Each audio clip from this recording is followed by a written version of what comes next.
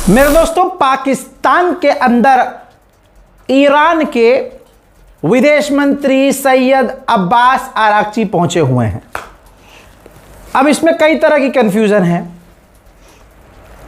America ने कहा है कि ईरान हमसे बहुत जल्द बात करने वाला है, ईरान हमको ऑफ़र देने वाला है और ऐसा ऑफ़र देने वाला है जो हमें सेटिस्फाई करेगा, जो हमारी टेंशन है, हमारे बहुत सारे क्वेश्चंस हैं, हमें जो उलझने हैं उनको ठंडा करने के लिए, हमें सेटिस्फाई करने के लिए ईरान हमें एक एग्रीमेंट देने वाला है, एक प्रपोज़ल देने वाला है। उधर अब्बास आरागची के पाकिस्तान पहुंचने के बावजूद, पाकिस्तान के अंदर ईरान के विदेश मंत्री पहुंचने के बावजूद ईरान कह रहा है कि नहीं, हम बात नहीं करेंगे। और हमारे जो विदेश मंत्री गए हैं पाकिस्तान, वो अमेरिका से बात करने नहीं गए हैं। ये चीज़ें बिल्कुल समझ से परे है कि हो क्या रहा है। आगे हालात कितने गंभीर होंगे ये हम नहीं बता सकते, लेकिन अंदाज़ा ये है कि ख़राब होंगे। चाइना ने अपने लोगों से कहा है, जितने भी चीन के लोग हैं, कि जल्द अज जल्द ईरान छोड़ दो। यानी क्या ईरान पर और बड़े हमले होने वाले हैं? चाइना ने अपने लोगों से कह दिया है कि ईरान छोड़ दो। भारत के अंदर हज़ारों की तादाद में यहूदी रहते थे और यहीं पले, यहीं बड़े, यहीं पैदा हुए थे।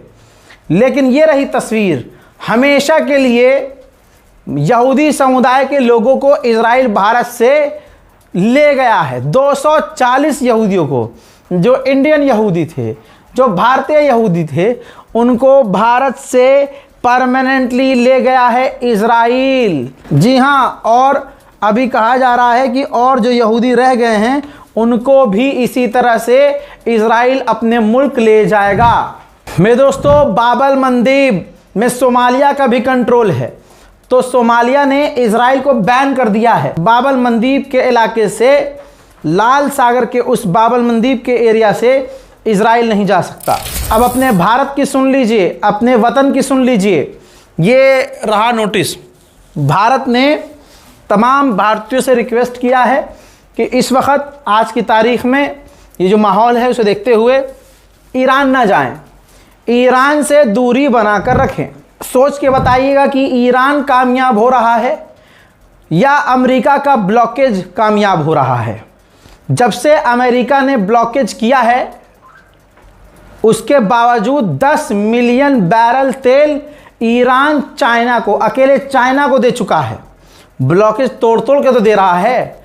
तो मुझे बताइए दोस्तों, यहां पर भी अमेरिका की कहां जीत हो गई? इंडोनेशिया के फाइनेंस मिनिस्टर ने ईरान की देखा देखी, ये रहा Malacca strait. Malacca strait Malaysia और इंडोनेशिया के बीच है। तो इंडोनेशिया के फाइनेंस मिनिस्टर ने आइडिया दिया है पैसा कमाने का, कि हम अपने स्ट्रेट पर भी टैक्स वसूल सकते हैं, जो यहाँ से गुजरे उनसे पैसा, टोल वसूल सकते हैं। अमेरिका ने उन कंपनियों, उन चाइनीज़ कंपनियों और दूसरी कंपनियों पर भी पाबंदी लगा दी है जो ईरान से तेल ले रहे हैं। इजराइल के बेन गुरियन एयरपोर्ट पर अमेरिका के कई सारे टैंकर और एयरक्राफ्ट नज़र आ रहे हैं।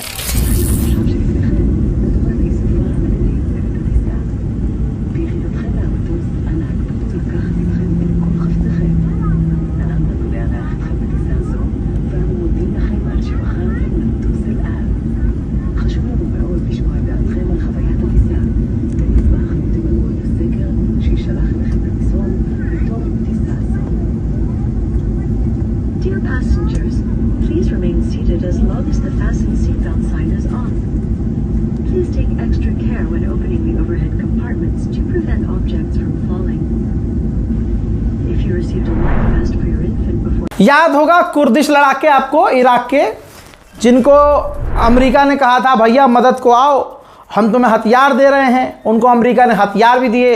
इजराइल ने ईरान के बॉर्डर के रास्तों को तोड़ा ताकि पीकेके, ये कुर्द के आतंकी अंदर ईरान में घुसे और आतंक मचाए, और उन्होंने वो काम करने की कोशिश भी की। लेकिन जब ईरान ने पलट कर वार करना शुरू किया तो अमेरिका ने बजाय उनको बचाने के उनको तनहा छोड़ दिया। अब रो रहे हैं। ये देखिए, पीकेके ने दर्द भरा लेटर हेड जारी किया है जिसमें उन्होंने कहा है कि अमेरिका ने हमें धोखा दिया। पता नहीं ये लोग अमेरिका पर भरोसा करते क्यों हैं? हद हो गई है भाई। देखिए कितनी अजीबोगरीब बात है। इन्होंने डोनाल्ड ट्रंप की आलोचना कर डाली और कहा कि डोनाल्ड ट्रंप ने धोखा दिया, हमने इनकी मदद की, हम अमेरिका की मदद के लिए जंग में कूदे। आज सीज फायर होने के बाद भी हम पर हमले हो रहे हैं। अमेरिका हमारा जिक्र तक नहीं कर रहा है, हमारा हाल बुरा है। अमेरिका के कहने पर हम जंग में कूदे थे और आज अमेरिका ही हमसे पीछे हट गया है, मुंह फेर लिया है। और सीज फायर के बावजूद हम पे ईरान के हमले जारी हैं। ये होता है बिचौलिए का हाल, ये होता है जंग के बीच मज़े लेने वालों का हाल। आज भी इनको ये उम्मीद है कि ट्रंप इनका साथ देगा, ये इनकी बेगैरती है। मेरे दोस्तों, जब तक आप ये वीडियो देख रहे होंगे तब तक तेहरान इंटरनेशनल एयरपोर्ट भी रिज्यूम हो चुका होगा, खुल चुका होगा। आज की ही तैयारी है ईरान इंटरनेशनल एयरपोर्ट को, तेहरान इंटरनेशनल एयरपोर्ट को खोलने की। द गार्डियन ने क्या लिखा है पढ़ लीजिएगा। साफ साफ लिखा है कि अमेरिका के पास कोई और पत्ता नहीं बाकी है, अमेरिका के पास कोई और रास्ता बाकी नहीं है। ईरान के हाथ में स्ट्रेट ऑफ हॉर्मूज है और ईरान किसी भी हालत में कॉम्प्रोमाइज करना नहीं चाहता है। उधर डोनाल्ड ट्रंप के पास कोई दूसरा ऑप्शन अब बाकी नहीं है। भारत के अंदर आप देख रहे हैं बिजली कटना शुरू हो चुकी है, गैस सिलेंडर अभी भी मुश्किल से मिल रहा है, महंगाई हो चुकी है, गोलगप्पा तक महंगा हो गया है लाला। और जब देश के गोलगप्पे महंगे हो जाएं तो समझ जाओ हर चीज महंगी हो चुकी है। दोस्तों, अब एक और बुरी खबर है। यही जंग की वजह से, स्ट्रेट ऑफ हॉर्मूज बंद होने की वजह से दोस्तों बताया ये जा रहा है, कंफर्म है कि 30% दवाइयां महंगी हो सकती हैं। उससे बड़ी बात यह है कि दवाइयों के साथ साथ जो प्लास्टिक होती है ना, प्लास्टिक के आइटम्स, वो भी महंगे होने वाले हैं। अल मॉनिटर में भी खबर आ गई है कि ईरान इस जंग से जल्दी बाहर नहीं निकलेगा, जबकि ट्रंप जल्दी निकलना चाहता है। ईरान ट्रंप को इस जंग से बाहर नहीं निकलने दे रहा है। जब तक ईरान अपनी बात मनवा नहीं लेगा, जंग खत्म नहीं करेगा।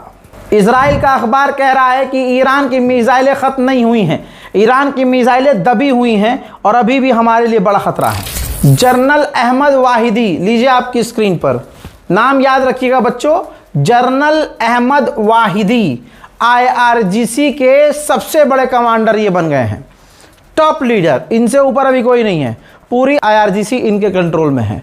अब अमेरिका सोच रहा है इनको मारने के लिए कि इनको कत्ल कर दिया जाए, शायद इसके बाद, इनकी मौत के बाद ईरान दबाव में आ जाए। लेकिन एक बार फिर से एज अ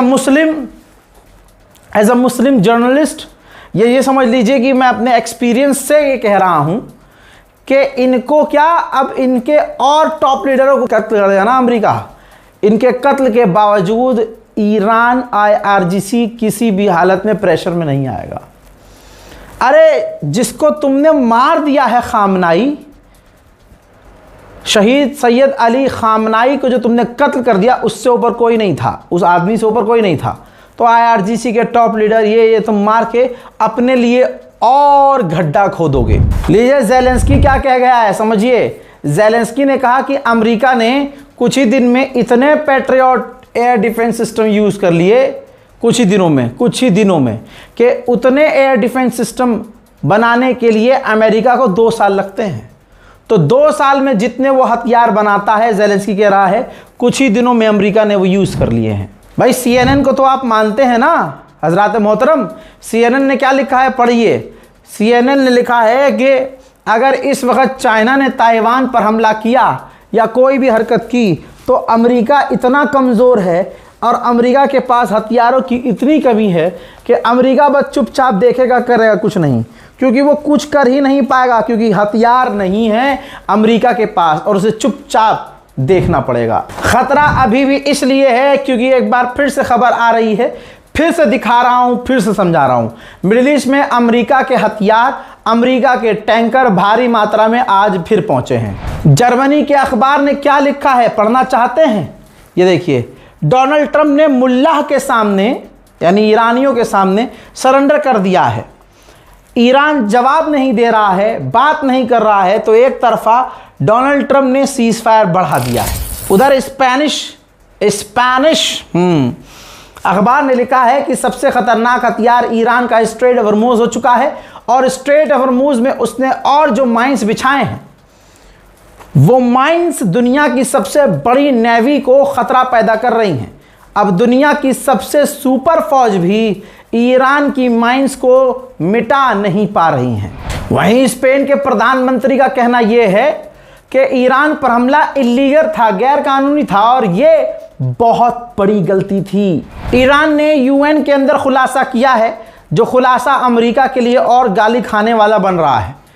ईरान ने कहा जो हमारा टैंकर सीज किया है उसमें हथियार नहीं थे, डायलिसिस के लिए जो मशीनें हैं और डायलिसिस पेशेंट्स से जुड़ी हुई चीज़ें, जो दवाइयाँ हैं, दवाइयों के लिए केमिकल्स हैं, वो उस जहाज़ के अंदर था और उसे सीज करना इल्लीगल है। जर्मनी के अखबार ने लिखा है कि हम अपनी आंखों से देख रहे हैं कि ये पावर, जो दुनिया की पावर थी, वो पावर जो अमेरिका के हाथ में थी, वो शिफ्ट हो रही है ईरान की तरफ।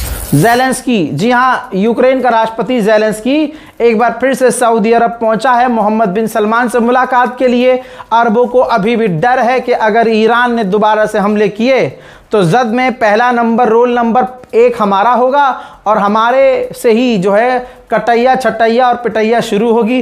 लिहाजा यूक्रेन जैसे देश को आगे किया जाए, भले उन्हें पैसे देने पड़े, लेकिन ईरान के ड्रोन और मिसाइलों को रोकने के लिए किराए की फौज हायर की जाए। मेरे दोस्तों, स्ट्रेट ऑफ हॉर्मूज में अभी भी ईरान कह रहा है दरिया है हमारा। देखिए दोस्तों, तस्वीर देख लीजिए, एक्सक्लूसिव तस्वीर है, कोई एआई जनरेटेड या पुरानी तस्वीर नहीं है।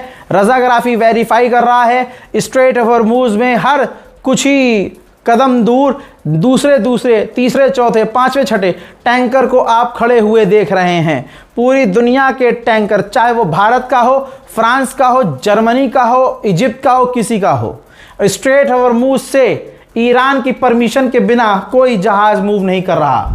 अरबों में जैसे उतल पुतल हो रही है, डिफेंस सिस्टम एक्टिव हो रहे हैं, ज़ेलेंस्की पहुंच रहा है, तो ईरान के IRGC के ऑफिशियल्स ने धमकी दी है कि अगर अमेरिका दोबारा हम पर हमला करता है और अरबों की ज़मीन का इस्तेमाल करके हम पर हमला होता है, तो ये तमाम अरब गल्फ देश समझ लें कि हम दुश्मन के ही सिर्फ इंफ्रास्ट्रक्चर को टारगेट नहीं करेंगे, हम अरबों के इंफ्रास्ट्रक्चर को भी तबाह बर्बाद करेंगे, पुल उड़ाएंगे, उनके इंफ्रास्ट्रक्चर को नुकसान पहुंचाएंगे। ठीक ऐसे ही IRGC ने ऐलान कर दिया है कि हमने लिस्ट बना दिए हैं, टारगेट सेट कर दिए हैं कि हमें अगर दोबारा हमला करना हो तो हमें कहां हमला करना होगा। लिस्ट तैयार है, फिंगर हमारी ट्रिगर पर है। अमेरिका ने कहा है कि हमने उन अकाउंट को ब्लैकलिस्ट करवाया है, बैंक अकाउंट को, जो बैंक अकाउंट इस्तेमाल कर रहा था ईरान क्रिप्टो करेंसी के लिए। मेरे दोस्तों, नेतन्याहू कामयाब हुआ है, क्योंकि डील जो ईरान के साथ तय पाई थी उसमें पहली शर्त ईरान की यही थी कि लेबनान पर हमले बंद हों।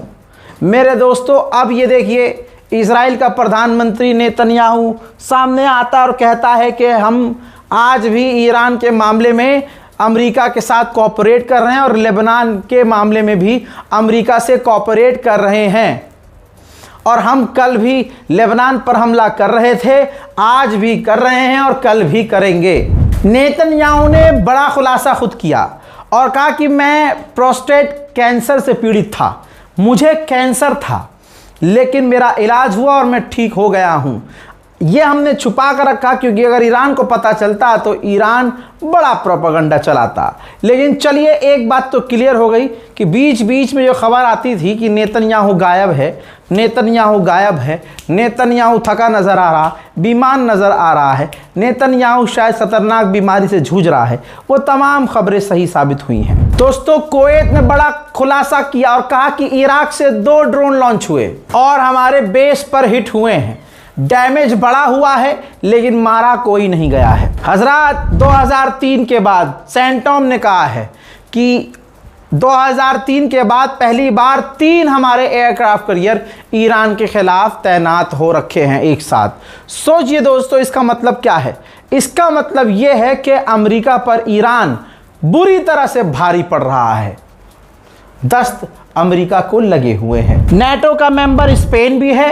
डोनाल्ड ट्रंप स्पेन से किलसा हुआ है, क्योंकि स्पेन खुलकर बयानबाजी के ज़रिए ईरान का साथ देता आया है और ईरान पर अमेरिका के हमले को गलत बताया है। तो ट्रंप तैयारी कर रहा है कि नेटो से स्पेन को निकाल दिया जाए। उधर मेरे दोस्तों, वो आतंकी संगठन जिसने अमेरिका पर भरोसा किया, अमेरिका के कहने पर ईरान पर हमला किया, आज तमाम चीज़ें अब खामोश हो चुकी हैं, हर जगह शांति है। लेकिन ये जो कूदा था अमेरिका के दम पर, उन पर लगातार हमले जारी हैं। इराक के अंदर कुर्द संगठन के ऊपर ईरानी हमले जारी हैं। ڕێکەوتی 23 چواری 2026 بنکە و بارگاکانی سپای ملی کوردستان لە سنووری هەولێر کرانە بەر ئامانجی درۆنی خۆکوژی دەوڵەتی داگیرکەری ئێران. मेरे दोस्तों, अमेरिका में एक ऐसा कानून है जो 60 दिन के ऊपर अगर जंग बढ़ जाती है तो अमेरिका के राष्ट्रपति के पास दो ऑप्शन होते हैं। या तो विपक्ष की तमाम पार्टियों को मनाए कि हम जो कर रहे हैं सही कर रहे हैं, आप हमें करने दीजिए। दूसरा ऑप्शन होता है अमेरिका के राष्ट्रपति के पास आखिरी, कि अपनी फौज को पीछे कर ले और उस लड़ाई, उस जंग से पीछे कर ले जिस जंग को 60 दिन से ऊपर हो चुके हैं। सिर्फ बयानबाजी चल रही है। एक बयानबाजी वाला ट्वीट लेना चाहूँगा। ईरान के विदेश मंत्री अब्बास अराक्ची ने ट्वीट किया है जिसमें आखिर में उन्होंने लिखा है कि पहले से ज़्यादा अब ईरान के लोग यूनाइटेड हैं, अपने मुल्क के साथ खड़े हैं। ईरान के पेज़ेश्कियान जो राष्ट्रपति हैं, उन्होंने भी लिखा कि यहाँ कोई एक्सट्रीमिस्ट नहीं है, यहाँ कोई आतंकी दंगाई नहीं है, यहाँ सिर्फ ईरानी हैं। हम सब ईरानी हैं, हम सब बराबर हैं और हम सब अपने लीडर, अपने रहबर के पीछे हैं। लीजिए सबूत देख लीजिए, सबूत दिखा रहा हूँ, सैटेलाइट इमेज से हैं। ईरान के कई सारे टैंकर स्ट्रेट ऑफ हॉर्मुज़ में अमेरिका के ब्लॉकेज को तोड़कर फुल चौड़े में निकले हैं। अमेरिका मीडिया के सामने जो कह रहा है उसको किनारे कीजिए, रज़ाग्राफी वो बता रहा है आपको जो सच है। अमेरिका की जनता से पूछा गया, सर्वे हुआ, तो अब रिपोर्ट ये है कि 63% अमेरिका की आवाम चाहती है कि ईरान से जंग ख़त्म हो जाए। द टेलीग्राफ, ब्रिटेन का अखबार, लिख रहा है कि ईरान के पास ऐसा कार्ड है जिसका वो इस्तेमाल करके पूरी दुनिया में एनर्जी क्राइसिस ला रहा है। फाइनेंशियल टाइम्स में लिखा गया है कि ईरान की जंग की वजह से जो ट्रंप ने ईरान से छेड़ी है, इसके बाद जो ट्रंप के मोटे मोटे फाइनेंसर हैं और पैसे वाले लोग हैं, वो अब ट्रंप से दूर हो रहे हैं और अमेरिका का तगड़ा नुकसान भविष्य में होने वाला है। गलीबाफ ने ट्वीट किया है, देख लीजिए। गलीबाफ ने कहा कि कंप्लीट सीज फायर तभी होगा जब मरीन टाइम ब्लॉकेज हटाया जाए। जो ब्लॉकेज अमेरिका ने किया है वो सीज फायर का उल्लंघन है। जो गोल वो जंग से हासिल ना कर सके, वो बुली करके हासिल नहीं कर सकते। ईसाइयों के सबसे बड़े धर्मगुरु पोप लियो का बयान आया है। उन्होंने खुद बयान दिया है, कोई लिखित बयान नहीं है। उन्होंने साफ साफ कहा है कि जो अमेरिका इजराइल ईरान से लड़ रहे हैं, भिड़ रहे हैं, उसमें ख़ास आम लोगों की मौत हो रही है। उन्होंने कहा कि लेबनान में जो मुस्लिम बच्चा मारा गया है, उस बच्चे की तस्वीर मैंने अपने पास रखी है। अमेरिका इजराइल जो ईरान से लड़ रहे हैं, इसमें सारे के सारे इनोसेंट लोग मारे जा रहे हैं, जो सरासर गलत है। तो हजरात, आप समझ सकते हैं कि हालात कितने ख़राब हैं और अमेरिका इजराइल पूरी दुनिया में जलील हो रहे हैं। इस रिपोर्ट को शेयर कीजिए, चैनल को सब्सक्राइब कीजिए। मैं हूं रज़ा और आप देख रहे थे रज़ाग्राफी अनस्क्रिप्टेड। जय हिंद।